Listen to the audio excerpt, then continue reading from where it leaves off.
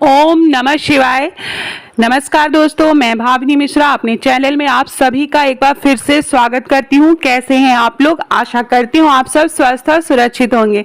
हरियाली तीज का पर्व है आज, तो सबसे पहले आप सभी को हरियाली तीज की बहुत बहुत शुभकामनाएं। इस वीडियो में मैं आपसे शेयर करूंगी हरियाली तीज व्रत की संपूर्ण पूजा सामग्री और संपूर्ण पूजा विधि कि हम घर में हरियाली तीज की पूजा सरल तरीके से हम कैसे कर सकते हैं। जो भी सामान आसानी से मिल पाए वो हम एकत्रित करेंगे। तो इस तरह से शंकर पार्वती और गणेश जी की मूर्ति, शिव परिवार की मूर्ति चाहिए और गंगा जी की मिट्टी की बनी हो तो बहुत अच्छा है। उसके साथ वस्त्र चाहिए भगवान जी को पहनाने के लिए। एक साड़ी आप अगर नहीं हो चढ़ाना चाहते हैं तो वो चाहिए। चूड़ी, श्रृंगार का सामान, सिंदूर, बिंदी, नेल पॉलिश, जो भी सुहाग का सामान आप ले सकते हैं, श्रृंगार का सामान ले सकते हैं। माँ गौरी को चढ़ाने के लिए वो सारी चीज़ें आप एकत्र कर लें। इस तरह से श्रृंगार का सामान जिसको पूजा के बाद किसी ब्राह्मण या सुहागिन स्त्री को दान कर देना चाहिए और कुछ चीज़ें प्रसाद के रूप में खुद भी रखनी चाहिए। इस तरह से कलश स्थापना करनी है। कलश के लिए मैंने पीतल का कलश लिया, उसमें जल, अक्षत, चावल, फूल डाला है। उसके ऊपर अच्छा चावल से बड़ी कटोरी रखी है। आम या अशोक के पत्ते मिले तो बहुत अच्छा है। मैंने ऐसे ही एक पत्ता लिया है। और ये देखिए बेल पत्र चाहिए, साथ में जो भी भगवान शिव को मदार का फूल अगर मिल पाए, जो भी चीज़ें आसानी से मिल पाए आपके आसपास, फूल, माला, जो भी चीज़ें आसानी से मिल पाए। भगवान को धतूरा चढ़ाया जाता है, वो मिल पाए तो बहुत अच्छा है। भगवान को ये चंदन और भगवान को चढ़ाने के लिए जल चाहिए। अगर आप अभिषेक करना चाहते हैं तो अभिषेक के लिए शहद या चीनी, दही, घी, शुद्ध देसी घी, गाय का बना हुआ, कच्चा दूध, इस चीज़ से अभिषेक किया जाता है। धूप बत्ती, आरती, फल, फूल, मिठाई आप अगर हाथों से बनाएं, बहुत से लोग गुजिया बनाते हैं तो गुजिया बनाने की भी प्रथा है। रोरी, सिंदूर, माँ गौरी को चढ़ाने के लिए अपना सिंधौरा जरूर साथ में रखें, देसी घी। तो ये बहुत ही सरल और सिंपल सामान है जो कि आसानी से आप उपलब्ध हो पाता है घर में। उससे हम पूजा करेंगे, बहुत ही सरल तरीके से घर में पूजा करेंगे।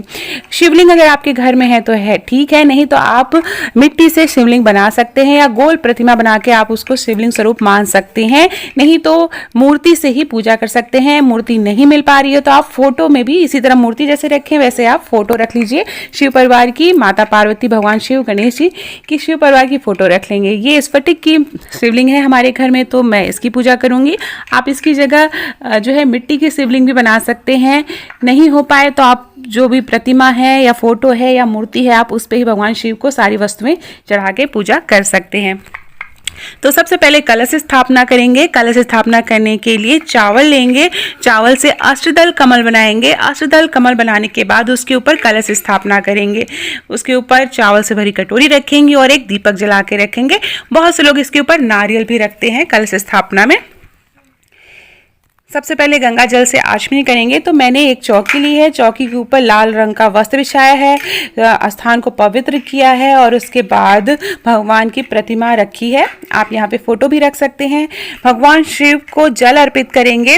ओम नमः शिवाय, ओम नमः शिवाय का जाप करते हुए भगवान शिव को जल अर्पित करना है। उसके बाद आप अभिषेक भी कर सकते हैं। अभिषेक में शहद या चीनी, दही, दूध, फिर से जल चढ़ाते हैं। तो इस तरह से अभिषेक किया जाता है या पंचामृत से भी आप अभिषेक करा सकते हैं। तो इस तरह से भगवान को स्नान कराएंगे। उसके बाद जो है गणेश जी की सबसे सर्वप्रथम जल भी गणेश जी को ही चढ़ाना है। गणेश जी को टीका, चंदन लगाएंगे। दुर्वा आप अगर हो सके तो दुर्वा जरूर चढ़ाइए गणेश भगवान जी को। तो गणेश भगवान जी की सर्वप्रथम पूजा करेंगे, उनका हवन करते ओम गण गणपते नमो नमः आवाहन करते हुए हम फिर भगवान शिव, माता पार्वती को टीका लगाएंगे।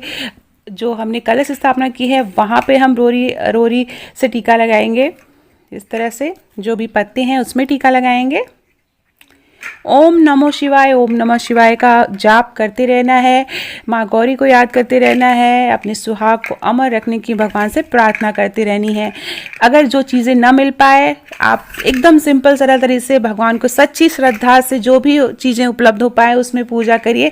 क्योंकि बहुत सारी जगहों पर, बड़े फ्लैटों में जहाँ पर रहते हैं जैसे दिल्ली, नोएडा, वहाँ पर चीज़ें नहीं मिलती, आसपास सारी चीज़ें उपलब्ध नहीं हो पाती हैं। तो जो भी आसानी से उपलब्ध हो पाए आप उसी में भगवान की पूजा पूजा करें। सच्चे दिल से पूजा करनी है, निर्जला व्रत रहना है, निराहार व्रत रहना है। लेकिन अगर गर्भवती महिला है तो आप निराहार व्रत न करें, फलाहार खा के व्रत रखें।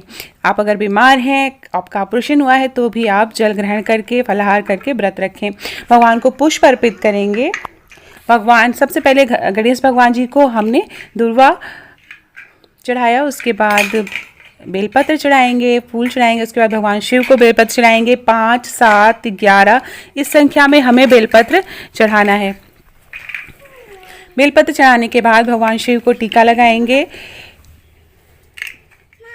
जैसा कि मैंने बताया कि आप भगवान शिव का अभिषेक भी कर सकते हैं। अभिषेक में शहद, चीनी, घी, देसी घी, दही, कच्चा दूध और जल से अभिषेक किया जाता है। उसके बाद फूल माला चढ़ाएंगे इस तरह से।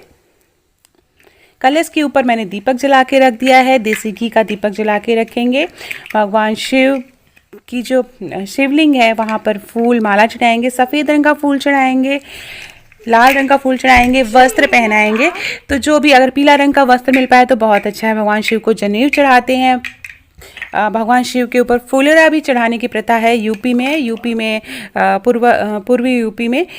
तो अब फुलरा भी चढ़ाएंगे। तो भगवान को मैंने वस्त्र पहना दिया है। फिर माँ गौरी को श्रृंगार का सामान चढ़ाएंगे। तो श्रृंगार के सामान में बिंदी, माँ गौरी को बिंदी लगा देनी है। साथ में हम चढ़ाएंगे, चूड़ियाँ चढ़ाएंगे, सिंदूर चढ़ाएंगे। अपना सिंदूरा ज़रूर साथ रखें। सुहाग के रूप में सिंदूर चढ़ाएंगे। तो जो भी श्रृंगार का सामान है, पाउडर, क्रीम, जो भी आपने उपलब्ध कर पाया आसानी से, बिछिया आप ले सकते हैं, चढ़ा सकते हैं माँ गौरी को। तो ये सारी चीज़ें जो है वो चढ़ानी रहती हैं। माँ गौरी को श्रृंगार या सुहाग का सामान चढ़ाना रहता है। वस्त्र, अगर आप साड़ी उपलब्ध कराएं या चुनरी माँ गौरी को, वो चढ़ा दीजिए। साथ में हम जो है मीठी वस्तु कोई अपने हाथों से बनाकर चढ़ाएं तो बहुत अच्छा है। बहुत से लोग गुजिया चढ़ाते हैं, फल फूल चढ़ाएंगे। तीज है तो 3-3 की संख्या में फल चढ़ाएंगे। तो मैंने 3 फल चढ़ाया है। आप इस तरह से, जैसे 3 केला, 3 सेब, इस तरह से भी आप चढ़ा सकते हैं। तो फल चढ़ाएंगे। तो इस तरह से जो है पूजा होगी। उसके बाद धूप बत्ती जलाएंगे और साथ में दीपक जला के रखेंगे। उसके बाद हरितालिका तीज व्रत की कथा सुनेंगे।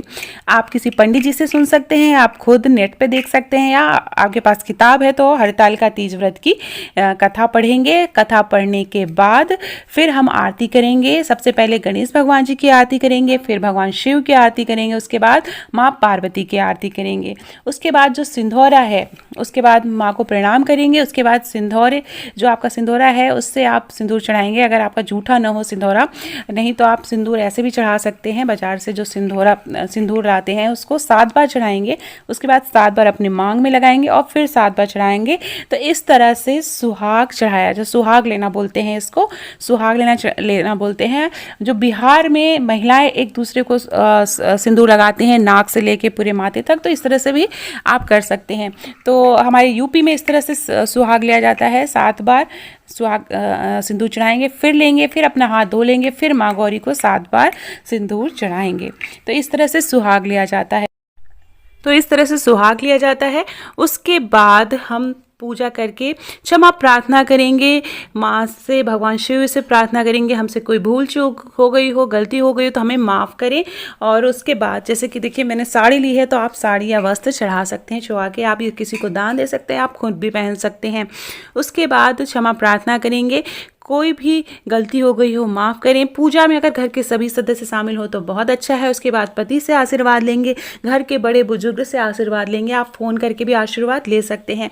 फिर अगले दिन सुबह उठना है, सुबह उठ के स्नान करना है। सुबह 4 या 5 बजे भोर में उठना है, स्नान करना है, फिर से यहीं पर पूजा करना है, आरती करना है। भगवान गणेश, माता पार्वती, भगवान शिव की आरती करनी है। उसके बाद पारण करते हैं। पारण करने में हमारे यहाँ चना निगला जाता है, जितने भाई हैं उतना चना निगल के पानी पिया जाता है और भगवान का प्रसाद ग्रहण करते हैं। उसके बाद जो भी सामग्री है आप चौकी हिला दें और उसके बाद जो भी सामग्री है उसे विसर्जन किया जाता है। विसर्जन मैं अगले वीडियो में बताऊंगी। तो आशा करती हूँ आपको मेरा वीडियो पसंद आया होगा। निर्जला व्रत रहना चाहिए, किसी से उस दिन किसी की निंदा नहीं करनी चाहिए, नेल नहीं काटनी चाहिए, बाल नहीं कटवाने चाहिए, आईब्रो। व्रत के दिन इस सारी छोटी छोटी चीज़ों का ध्यान रखना चाहिए। सच्चे मन से व्रत करिए। जो है माँ पार्वती, माँ गौरी हम सब पर अपनी कृपा बनाए रखें। एक बार फिर से आप सभी को हरितालिका तीज व्रत की बहुत बहुत शुभकामनाएं।